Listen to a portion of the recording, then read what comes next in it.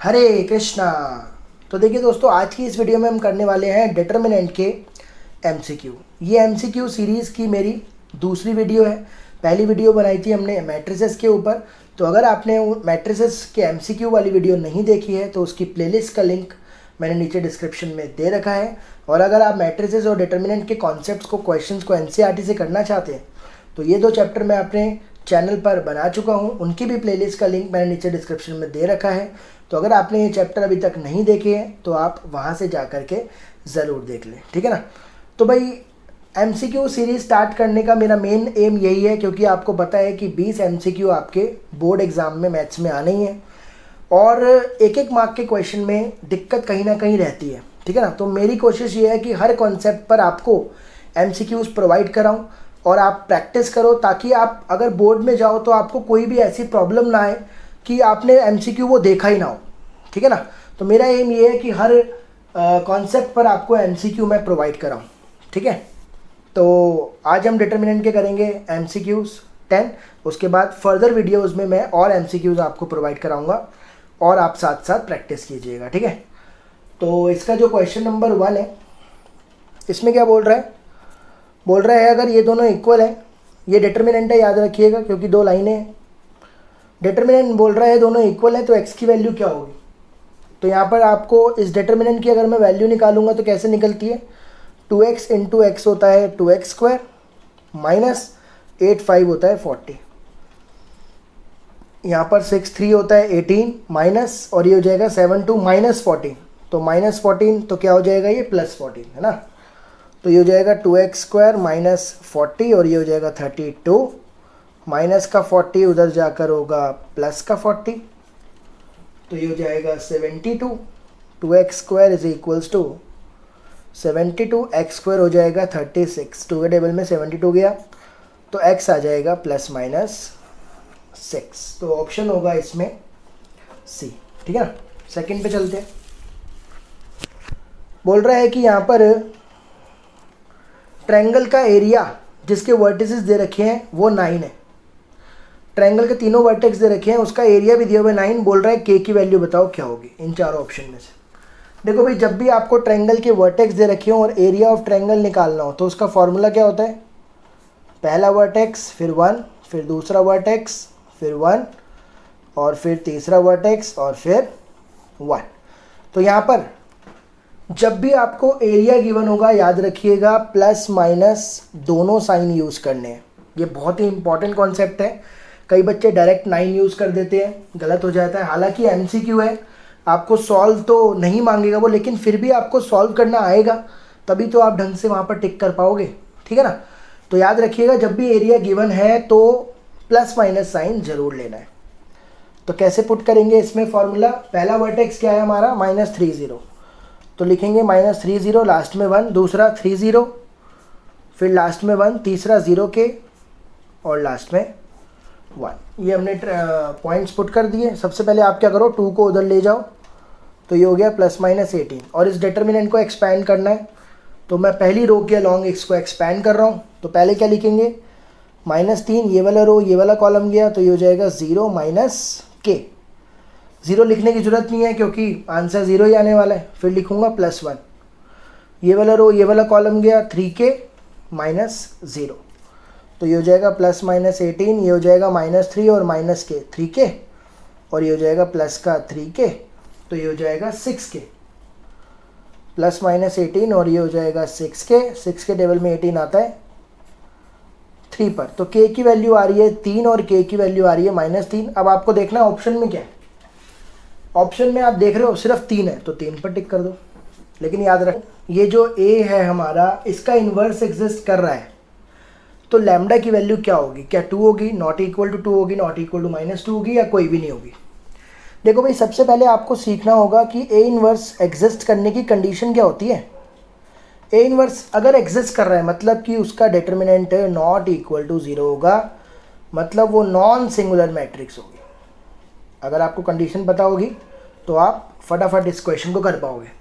Inverse exist कब करता है? जब डिटर्मिनेंट क्या होता है? Not equal to 0, non singular matrix. और इन्वर्स एग्जिस्ट नहीं करता, उसकी कंडीशन क्या होती है? डज नॉट एग्जिस्ट, उसकी कंडीशन होती है कि भैया डिटर्मिनेंट क्या हो गया आपका 0, मैट्रिक्स कैसी है, सिंगुलर। बस ये कंडीशन आपको याद रखनी है इस क्वेश्चन के लिए।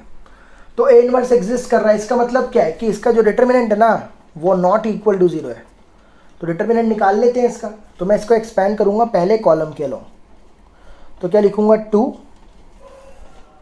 2 लिखकर ये वाला रो ये वाला कॉलम गया, तो ये हो जाएगा 6 -5। उसके बाद 0 लिखने की जरूरत नहीं है, फिर +1, फिर ये वाला रो ये वाला कॉलम गया 5 लैम्डा माइनस ये -6 तो +6 हो जाएगा। डिटर्मिनेंट क्या होना चाहिए, नॉट इक्वल टू 0। ठीक है, तो ये हो जाएगा 1 1 2 2 plus 5 lambda plus 6 equal to 0, not equal to 5 lambda plus 8 not equal to 0। तो यहाँ से लैम्डा की वैल्यू आ गई आपकी -8/5। अगर आपको इन्वर्स एग्जिस्ट करवाना है तो लैम्डा की वैल्यू -8/5 नहीं होनी चाहिए। तो यहाँ पे सूटेबल जो ऑप्शन है वो भैया डी है, नन। लैम्डा की वैल्यू होगी नॉट इक्वल टू -8/5 अगर आपको इन्वर्स एग्जिस्ट करवाना है तो। कंडीशन आपको याद रखनी है, ठीक है। 5th पे आते हैं। 5th में बोल रहा है ए और बी मैट्रिसेस हैं जिनका ऑर्डर 3 है। ए का डिटर्मिनेंट दिया हुआ है, बी का डिटर्मिनेंट दिया हुआ है। बोल रहा है 3AB का डिटर्मिनेंट बताओ। देखो भाई इसमें ना 2 प्रॉपर्टी यूज़ हो रही हैं, पहले मैं वो प्रॉपर्टी लिख देता हूँ। पहली प्रॉपर्टी है कि अगर AB का डिटर्मिनेंट आ गया तो आप इसको लिख सकते हो, अलग अलग कर सकते हो। AB का डिटर्मिनेंट आ गया तो आप इसको अलग अलग कर सकते हो, डिटर्मिनेंट है डिटर्मिनेंट भी। लेकिन अगर ऐसा आ गया KA का डिटर्मिनेंट मतलब अंदर ये जो मैट्रिक्स है उसके साथ एक नंबर मल्टीप्लाई हो रहा है, तो जब ये नंबर बाहर आता है, जैसे मान लो मैंने क्या करा, इस नंबर को बाहर निकाला, तो याद रखना बाहर ये अकेला नहीं आता, बाहर आता है k की पावर n। यहाँ पर n क्या होता है, ऑर्डर। ये दोनों प्रॉपर्टी का मिक्सचर इसमें लग रहा है। फिर से बता देता हूँ ये प्रॉपर्टी। देखो भाई किसी भी मैट्रिक्स के साथ जब k मल्टीप्लाई हो रहा होगा, इसका डिटर्मिनेंट निकालना है आपको, तो आपको क्या करना है, k को डिटर्मिनेंट के बाहर लाना है। तो बाहर ऐसे नहीं, सेम का सेम नहीं आ जाएगा, उसकी पावर होगी। पावर क्या होगी, n क्या होगा, ऑर्डर।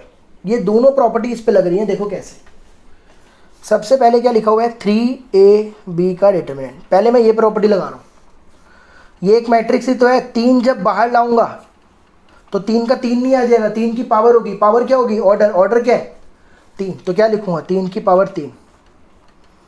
लग गई ये वाली प्रॉपर्टी। तो ये हो गया 27। अब मैं ये प्रॉपर्टी लगा रहा हूँ, डिटर्मिनेंट AB क्या होगा, determinant A into determinant B। तो ये हो गया 27, डिटर्मिनेंट A 5 है और ये 3 है। सबको मल्टीप्लाई करोगे आंसर आएगा 405। ठीक है, इसमें है भाई इस डिटर्मिनेंट की वैल्यू 0 है जब ABC AP में आपको बताना है ट्रू है या फॉल्स। इस डिटर्मिनेंट की वैल्यू क्या 0 होगी, आपको बताना है ट्रू है या फॉल्स है। ठीक है भाई, तो देखो भाई जब भी क्वेश्चन में आ जाए ABC AP में है तो आपको इसकी वैल्यू 0 होगी गारंटी, बिना आँख बंद करके आपको ट्रू नहीं तो फिल इन द ब्लैंक से 0 लिखना है, नहीं तो MCQ है तो 0 पे टिक करना है।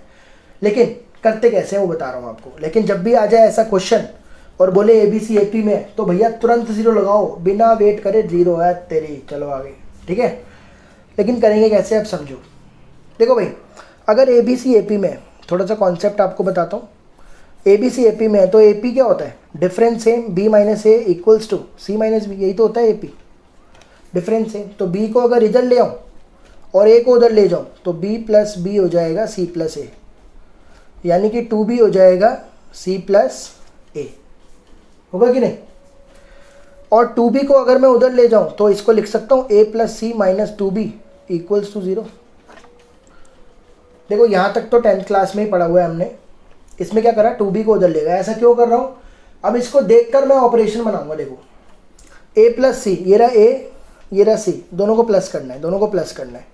तो मैंने क्या करा, R1 प्लस R3, B का डबल, ये रहा B, B कहाँ पे R2 में, तो R2 का डबल और माइनस कर दो और रखो कि कहाँ पर, इसको R1 में। समझ में आया, जो कॉन्सेप्ट इसने मेरे को बताया AP वाला वो मैंने यूज़ करा यहाँ ऑपरेशन बनाने के लिए। अब बस करना क्या है आपको, दोनों को प्लस करके R2 को डबल करके माइनस करना है। देखो भाई इन दोनों को प्लस करो, R1 R3 को, देखो R1 R3, इन दोनों को प्लस करा तो आएगा 2x प्लस 4, लिख दो 2x प्लस 4। फिर माइनस R2 को डबल करो, इसको डबल करके क्या आया 2x प्लस 4 ही तो आया, तो माइनस होके क्या आ गया 0 आ गया कि नहीं। ऐसे इन दोनों को प्लस करो क्या आएगा 2x प्लस 6, इसको डबल करके क्या आएगा 2x प्लस 6, माइनस करके क्या आएगा 0। ऐसे इन दोनों को प्लस करा तो क्या आया 2x plus a plus c आया, इसका डबल करा तो क्या आया माइनस का 2x प्लस का 2b। तो इसको सॉल्व करूंगा तो कैसे होगा, देखो ये सेम रहेगा 2x plus a plus c same रहेगा, और ये हो जाएगा माइनस का 2x माइनस का 2b। तो 2x से 2x कट गया, a plus c minus 2b। अब a plus c minus 2b क्या है, ये भी तो 0 ही है, a plus c minus 2b भी तो 0 ही है, तो ये भी क्या आ गया 0 तो आ गया। बाकी सब सेम चला दो, R2 R3 सेम लिख दो। अब किसी भी डिटर्मिनेंट की अगर एक रो या एक कॉलम 0 हो जाए तो उसका आंसर क्या आता है 0, इसलिए बोला कि इसका आंसर हमेशा क्या मिलेगा आपको 0 मिलेगा। 7 पे आते हैं। 7 में बोल रहा है for what value of lambda the matrix A is a singular matrix. बोल रहा है लैम्डा की वैल्यू बताओ, ये सिंगुलर मैट्रिक्स है, अभी बताया ना मैंने। सिंगुलर मैट्रिक्स कब होती है, सिंगुलर मैट्रिक्स की कंडीशन क्या है, सिंगुलर मैट्रिक्स की कंडीशन है कि डिटर्मिनेंट क्या होगा 0। तो इसका डिटर्मिनेंट निकालो, तो इसी के अलॉन्ग एक्सपेंड कर देता हूँ, पहली रो के अलॉन्ग। तो पहले लिखेंगे 1, ये वाला रो ये वाला कॉलम गया 4 10 40 माइनस 8 5 40, फिर माइनस का 3, ये वाला रो ये वाला कॉलम गया 2 10 20 माइनस 3 8 24, फिर प्लस लैम्डा प्लस 2, फिर ये वाला रो ये वाला कॉलम गया 2 5 10 3 4 12। डिटर्मिनेंट क्या होना चाहिए, डिटर्मिनेंट इसका 0 होता ही है, सिंगुलर मैट्रिक्स का डिटर्मिनेंट 0 होता है, ये कंडीशन है। तो ये तो 0 हो गया ख़त्म, ये हो गया -4 इंटू -3 12, और ये कितना हो जाएगा -2 लैम्डा प्लस 2 -2। तो आप सबसे पहले +12 को उधर ले जाओ, इसको ऐसे लिख दो -2 लैम्डा प्लस 2 और -12, प्लस का 12 उधर जाके क्या हो जाएगा माइनस, माइनस से माइनस का 2 के टेबल में 12 आता है 6 पर, तो लैम्डा प्लस 2 हो गया 6, तो लैम्डा की वैल्यू कितनी आ गई, तो लैम्डा की वैल्यू 4 होगी जब ये सिंगुलर मैट्रिक्स है। ठीक है भाई। 8 इसमें बोल रहा है इस डिटर्मिनेंट की वैल्यू लिखनी है आपको, इस डिटर्मिनेंट की वैल्यू क्या होगी। देखो भाई अगर मैं इन दोनों रोज को ऐड कर दूं, ये R1 है ये R2 है, मैंने ऑपरेशन लगाया R1 प्लस R2 और -3 कॉमन ले लिया यहाँ से, तो -3 तो बाहर आ गया, और इन दोनों को ऐड कर दिया तो क्या बनेगा x plus Y plus Z, X plus Y plus Z, इन दोनों को ऐड करा x plus Y plus Z, और ये हो गया z x y, -3 कॉमन आ गया तो ये हो गया 1 1 1। अब पहले में से x plus Y plus Z भी तो कॉमन आ रहा है, x plus Y plus Z भी कॉमन आ रहा है, तो क्या बचा 1 1 1 z x y 1 1 1। तो जब भी दो रो आइडेंटिकल हो जाए या दो कॉलम आइडेंटिकल हो जाए, इसमें R1 और R3 क्या है आइडेंटिकल, तो इसका आंसर क्या आएगा, डिटर्मिनेंट का आंसर 0 हो गया, 0 को इससे इंटू करोगे तो आंसर आएगा 0, यानी कि इस डिटर्मिनेंट का आंसर क्या होगा 0। ठीक है। क्वेश्चन नंबर 9 बोल रहा है ए एक 3x3 मैट्रिक्स है, डिटर्मिनेंट नॉट इक्वल टू 0 है। बोल रहा है डिटर्मिनेंट 3 है, के डिटर्मिनेंट होगा, के की वैल्यू बताओ। तो अभी तो कराया ये प्रॉपर्टी भाई, 3 डिटर्मिनेंट है, 3 जब बाहर आएगा तो ऐसे नहीं आएगा, उसकी पावर होगी, पावर क्या है 3x3 है तो ऑर्डर 3 होगा, तो 3 की पावर 3 इंटू डिटर्मिनेंट है, तो 3 डिटर्मिनेंट को क्या लिखूंगा 27 डिटर्मिनेंट। अब कंपेयर करो इसके साथ, तो के की वैल्यू क्या हो गई 27 ही तो हो गई। तो ये प्रॉपर्टी आपकी यूज होती है 1 मार्क में, ठीक है ना। 10th में देखो बोल रहा है 2x2 एक मैट्रिक्स है, इफ ए इंटू एडजॉइंट है, ये दे रखा है, बोल रहा है फाइंड करो ए का डिटर्मिनेंट। तो भाई यहाँ पर एक प्रॉपर्टी होती है आपकी एनसीईआरटी में, ए इंटू एडजॉइंट है क्या होता है डिटर्मिनेंट इंटू आइडेंटिटी मैट्रिक्स। ये प्रॉपर्टी आपको याद रखनी पड़ेगी इस कॉन्सेप्ट के लिए। ए इंटू एडजॉइंट है क्या होता है डिटर्मिनेंट इंटू आई। अगर मैं यहाँ से 10 कॉमन ले लूँ, पूरी मैट्रिक्स में 10 कॉमन ले लिया तो क्या बना 1 0 0 1 ही तो बना, और ये आई तो होता है। ए इंटू एडजॉइंट है क्या हो गया 10 आई। अब इसको ज़रा इससे कंपेयर करो तो आपको दिखेगा कि डिटर्मिनेंट तो 10 है, तो ये डिटर्मिनेंट क्या हो गया। तो भाई MCQs के लिए आपको प्रॉपर्टीज आना बहुत ज़रूरी है, तो इसलिए मैं आपको सब साथ साथ कॉन्सेप्ट बताकर फिर क्वेश्चन करवा रहा हूँ। तो आप इसको अलग से कॉपी पर लिख सकते हो, प्रैक्टिस करोगे तो फिर ये क्लियर हो जाएगा, याद भी हो जाएगा, ठीक है ना। प्रैक्टिस बहुत ज़रूरी है।